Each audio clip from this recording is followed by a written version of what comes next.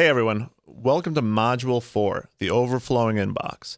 This is the module where I'm going to show you how to have deals just coming into your email, to your phone, text messaging, however they come in, it can happen. And this is one of the parts of the business that I just love. It gets me excited and I love doing this. Getting those messages, new deal, take a look at this one, Luke. And that's what you want, an overflowing inbox. So let's show you how to do that.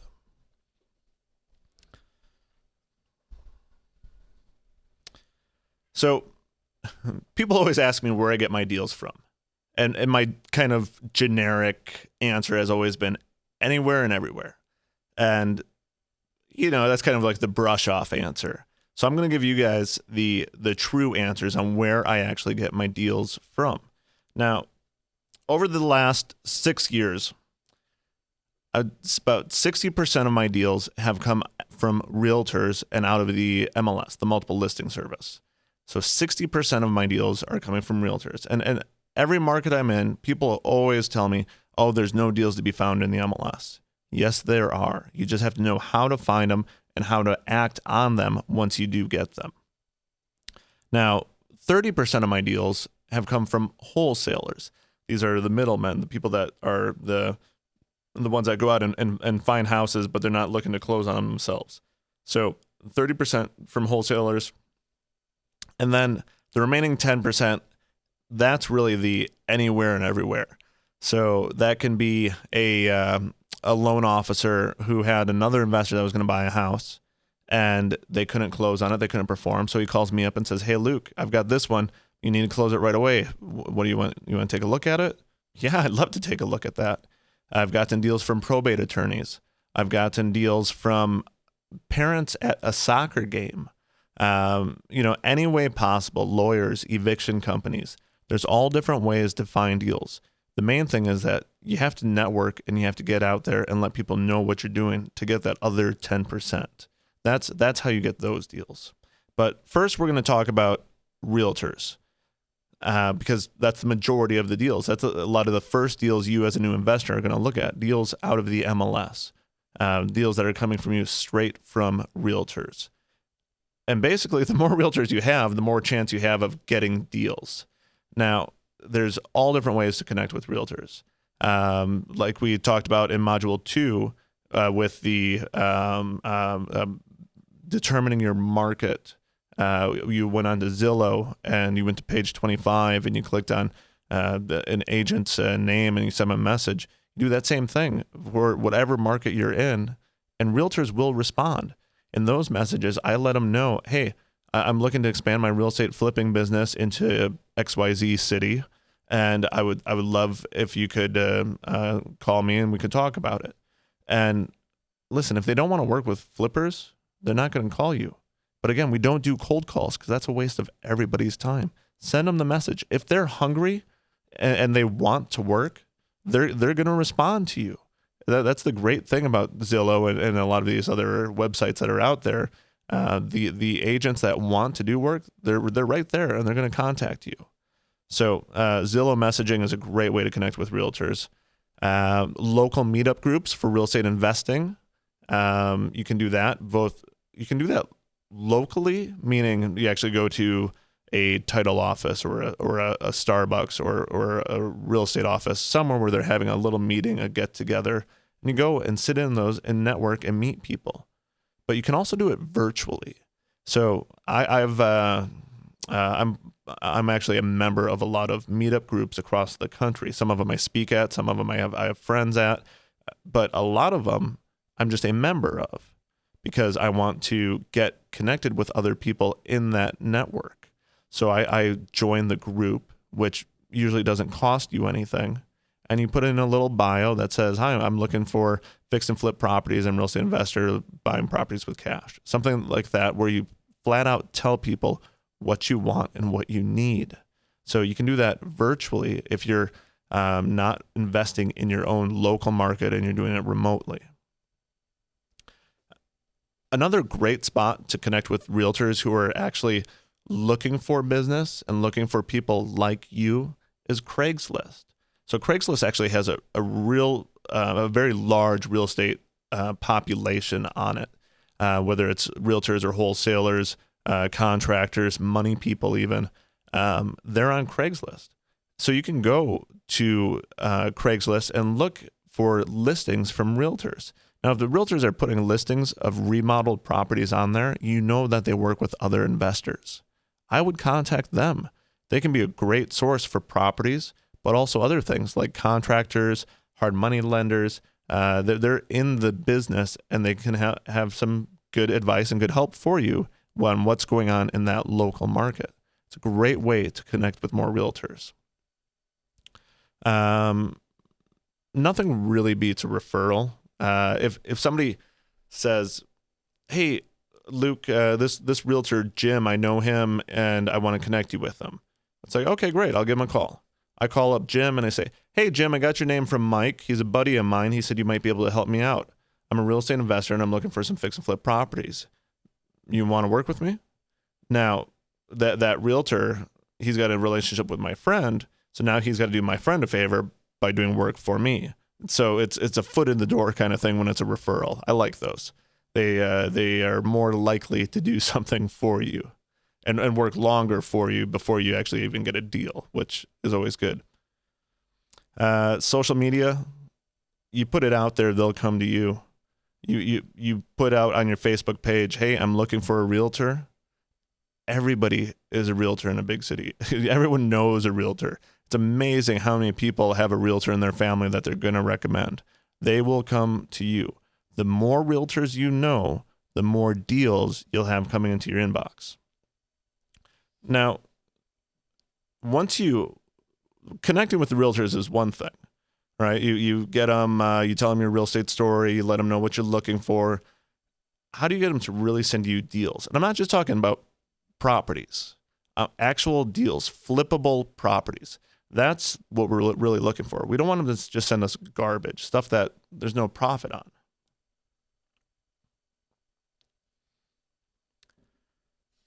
Now, you do have to look at the ones with no profit to really teach them. It's baby steps with these realtors. You have to teach them that you know what you're doing. Remember, after going through this program, you're going to know more about real estate investing than 99% of the real estate individuals out there, including all these realtors and appraisers, all these real estate professionals. They know their job, most of them, but you're a real estate investor and you know real estate investing. And you're going to have to teach them along the way. But you got to do it in baby steps, everything in baby steps, because people get scared. People get scared by knowledge. They get scared by people that are smarter than them. And it's like, oh, I don't want to disappoint, or, oh, I don't know what this person's talking about, so I don't want to look dumb, so I'm not going to contact them. All different things like that happen. So do it in baby steps. Ask for one thing at a time. I've seen a lot of people that ask for the first email to the realtor, they ask for 7 different things. No response, because it sounds like too much work for the realtor, and they get turned off by it. We go in baby steps when we're dealing with these realtors. And the more that you can show them that you are at a higher level, that you know things, that you have systems in place, the more they're going to want to work with you. And proof, if you have proof of past deals you've done, properties you've flipped, rentals that you have, or even a proof as in proof of funds, showing that you have the money to put down to buy these houses. Now, we'll talk more about proof of funds in a later module. But the main thing about the proof of funds, it doesn't have to be your own. There's companies out there that can help you with that. So proof helps realtors want to work with you. And remember, it's baby steps. One thing at a time, they will get scared away. So before we really talk about what they're going to be sending you, let's talk about the system they use. Realtors use something called the multiple listing service, the MLS, the multiple listing system, multiple listing service, but it's called the MLS for short. And this is a online database that has all of the properties that realtors are trying to list, and also historical data on properties that they've sold. And it's everything from single family homes to multifamily, condos, townhouses. It's all in there. It's a huge wealth of information. And it is the number one resource that you need and want. So a lot of other people tell people, hey, I get my comps off of Zillow or any number of other websites that are out there. There's a lot of different comp cruncher websites, things, all different things. The realtors and the MLS system is your best resource, and it's your best resource for deals. Again, 60% of my deals over the last 6 years have come out of the MLS. So the people that have access to this, some people will say, well, why can't I just sign up for it then if it's so great? You have to be a realtor or an appraiser typically to have access to the MLS. There's private information in there that is not, it's too sensitive for the general public. Things like alarm codes, gate codes, private owner information. So you don't have access to that as a private individual. Realtors, appraisers do. And those are the people that you need to connect with.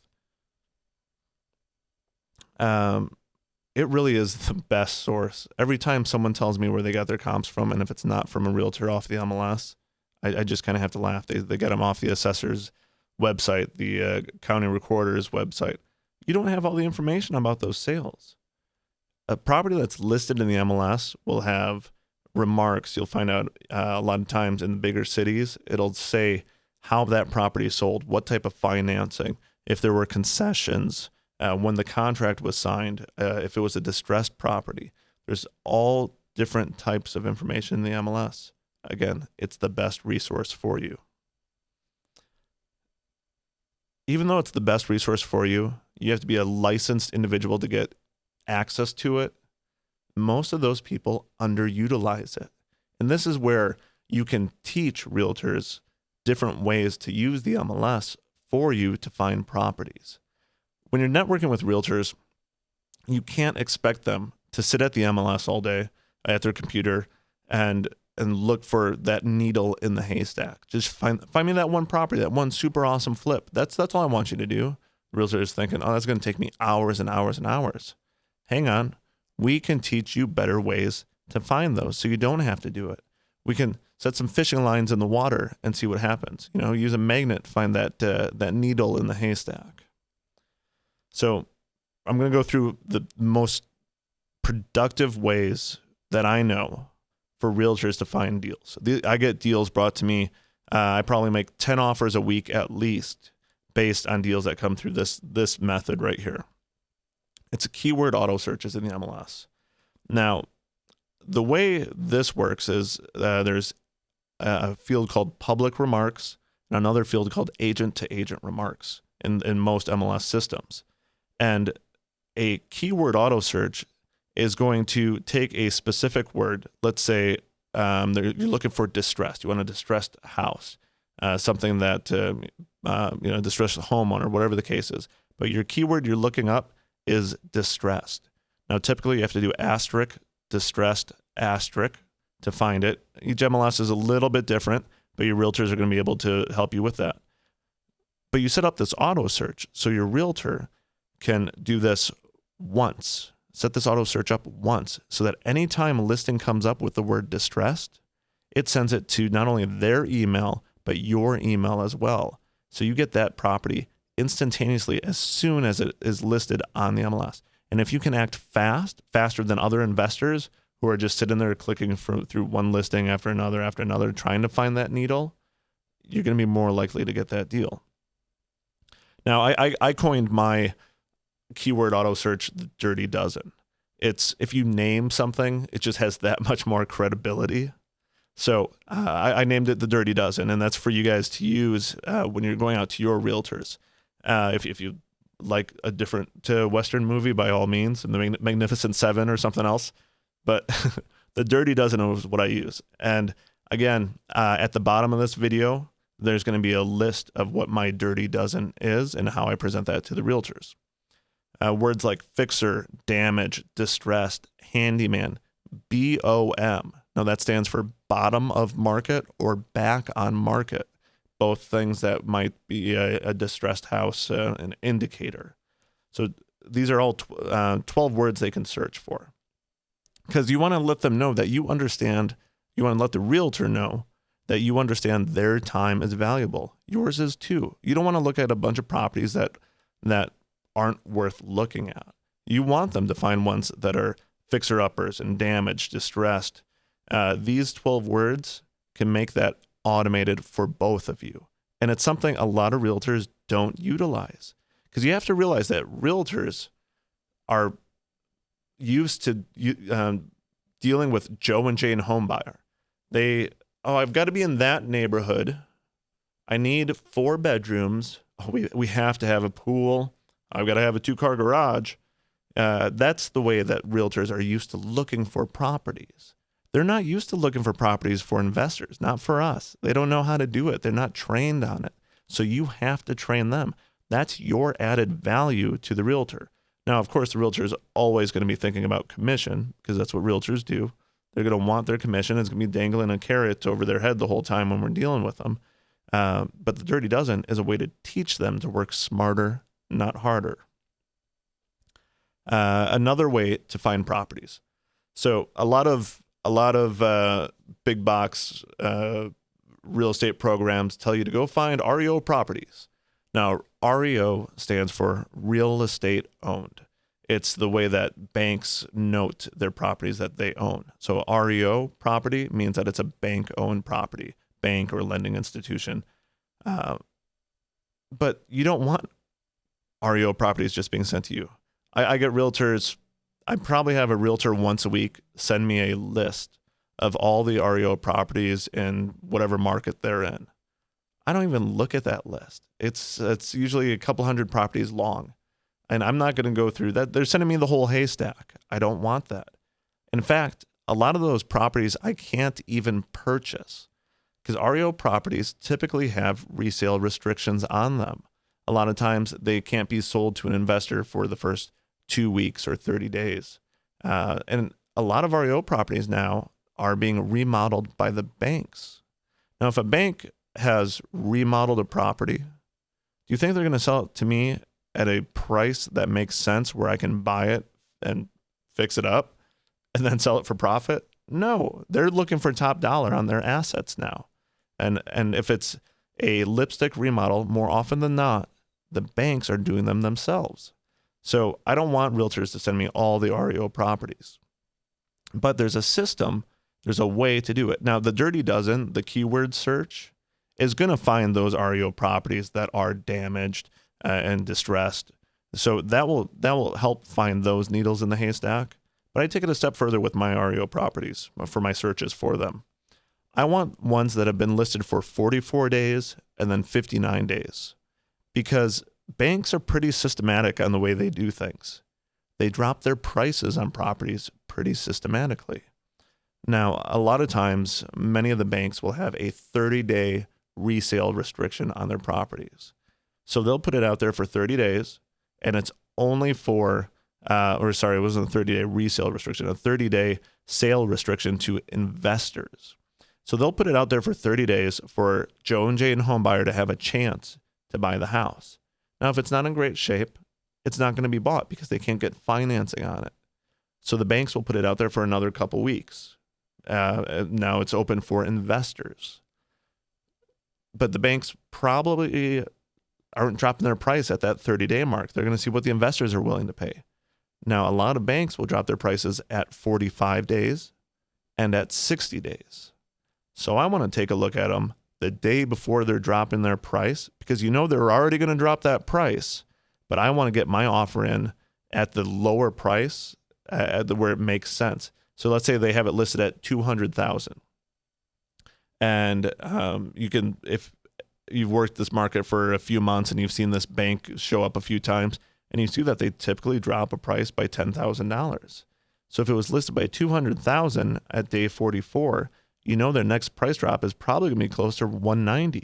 So I might come in there at $182 or $185 if that price makes sense for me, and make that offer on day 44. So it's not really a big price drop from where they're already headed. And again, on day 59, I want to see these properties from the banks as well. It's systematic on the way they work. The more you understand the way the bank systems work, the more opportunity you have.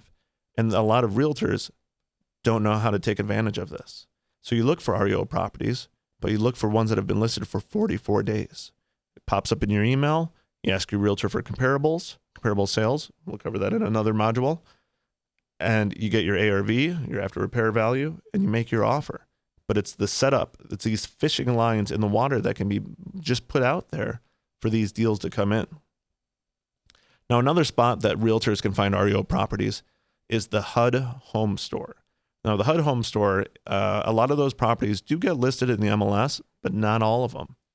A realtor has to be approved to bid on properties here. They have to register. Their brokerage has to register to be in there. If you're dealing with realtors and they're not already a registered broker or registered agent on the HUD home store, suggest it to them.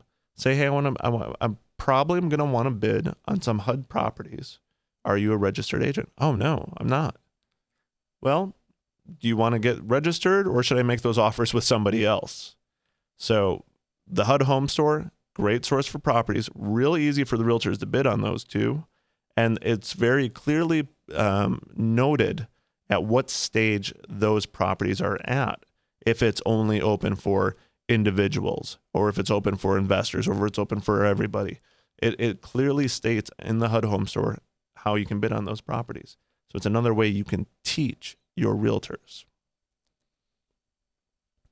So this is a more complex method to finding properties, to having your realtor send you properties. Now, you might, in any given market, you might have one or two realtors that you tell to do the dirty dozen for you, the ones that you like, because you are going to get deals from those. So it's ones that you like, realtors you like having those dirty dozen searches out there for you. Two is enough. That it should be covered just fine. The REO properties, you can tell multiple realtors how to do that. That's not a big deal.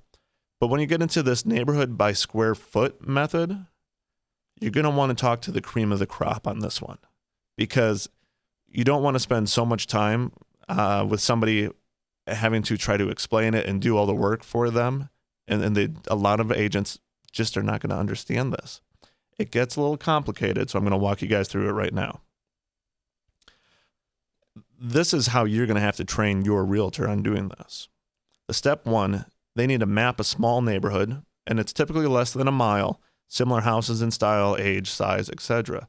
So you want to take an actual neighborhood. You most likely live in a neighborhood in whatever town you're in, and you know that Adams Street and Jones Street and 112 and 113 are kind of the dividers that encompass your neighborhood.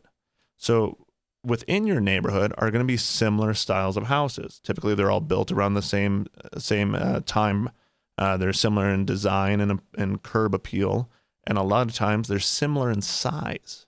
So you can get very similar data points by just doing a map, a very concise map of a neighborhood. So in the MLS, the realtors can do this. They can draw that map in the MLS.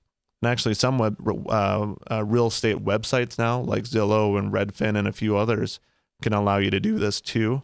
It works best in the MLS. The MLS is the best resource. Step two, once you have that map drawn, you find the average price per foot of single-family, non-distressed properties sold in the past 90 days. Now, non-distressed, that means properties that are being sold by owners or investors, not properties that are being sold by banks, not REO properties or short sales. Again, in the MLS, your realtor can take these little, it's just a checkbox. Boom, boom. No REOs, no short sales. It's a really easy process. If they know what they're doing, they can do it no problem. So you find the average price per foot. And then you want to set up an auto search for single-family homes listed below 80% of that average price per foot. Now, if it's a big neighborhood and you have housing that ranges in square footage from 1,000 square foot to 3,000 square foot, I would actually have my realtor break that down into chunks. Maybe the average price per square foot for houses between 1,000 and 2,000 square feet, and then between 2,000 and 3,000 square feet. Because as houses get bigger in size, the price per foot typically comes down. So that's just another way to narrow it down. If you find a large range of properties, large range of size of properties in your neighborhood. Now, the whole reason behind this is to find motivated sellers. You want to find the listings. We're setting up the auto search to find the listings of motivated sellers. So for example, if I find out that the average price per square foot is $160, I search for properties at 80% of that, which is $128 a square foot. And what that really means, if I'm looking at if it's a 2,000 square foot house, on average, that house is going to sell for $320,000. But I want to know about any listing that's at $256,000 or less. That is going to be a distressed seller. They want to sell the house. Now, by doing this search, you're going to have banks in this area that have an REO property that is already fixed up, and they're listing it at $330,000. If the average price, that's above the average price per square foot, it's not going to be a deal that you want to look at. But a lot of other investors out there are only looking at REO properties. They're going to be analyzing the data on this $330,000 house when you're looking at this $256,000 house from the private seller who just really wants to sell and get out. That's why we set up this search. And when the realtor sets up this search right away, there might be nothing in it. There might be nothing that comes in from the email for 3 months. But when somebody does list that house low, guess what? You're the first one to know about it, and you get to act on it the fastest.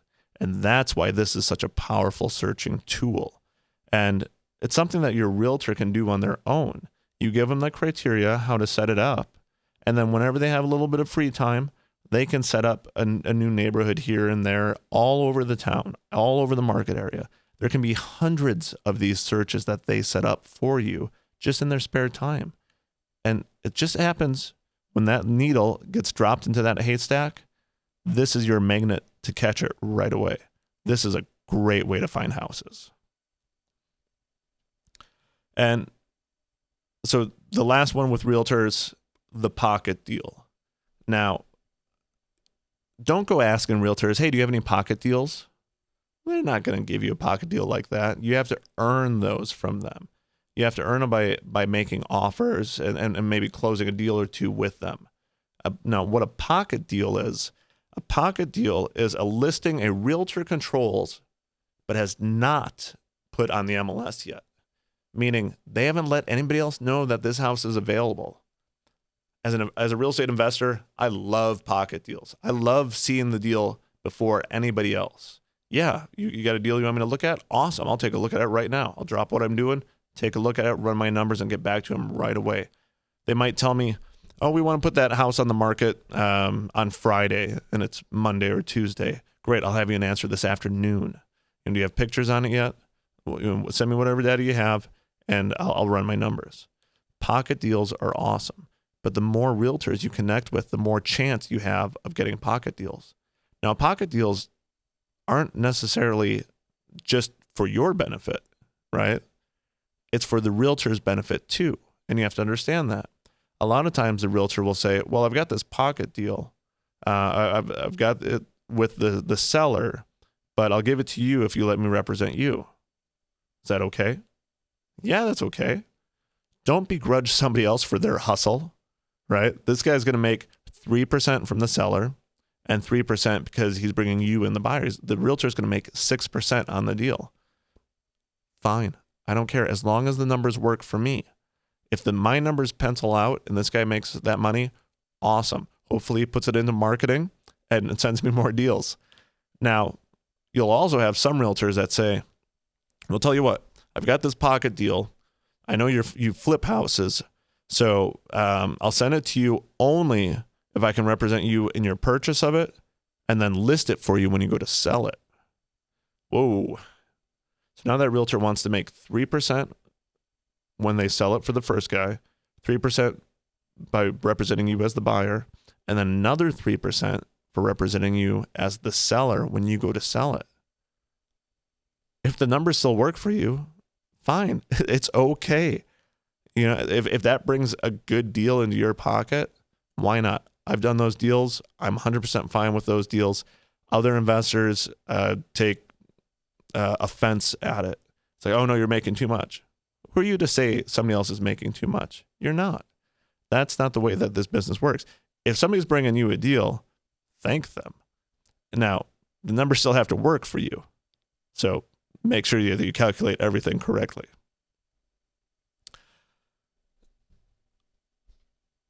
The more realtors you have, the more deals you'll get. It's as simple as that. The more you connect with, the more you let them know that you're looking for deals, the better. You're going to have to train them. You're going to get bad deals brought to you. They're going to send you a deal that they say, oh, this one's listed at $300,000. You can sell it at $320,000. There's no profit on that deal. You're going to lose money. But when you go back to them and say, okay, I ran my numbers. I need to make an offer at $210,000 on that deal for that deal to make sense for me. They're going to be like, oh, no, that's too low. Well, I understand it's really low compared to the list price. But for me to profit on this deal, that's where I need to be at. You know what? Let me show you another way to find houses. I'm not sure how you searched out and found this house, but I've got this system called the Dirty Dozen. It's my keyword Autosearch, and it helps me find houses at lower prices where people actually want to sell. The house is worth $320, and I can buy it at $300. That guy's not really that interested in selling. So let me show you that. That's how you talk to realtors. That's how you train them. Little steps. But when people bring you deals, if you're not making offers, they're going to stop sending you deals because they're not going to think that you're serious enough. So you have to keep making offers. If you're running your numbers on a deal, you might as well let them know what you have to be at. You're not lowballing them. You're just telling them how it is. And baby steps. Don't overwhelm them. Okay, Scott.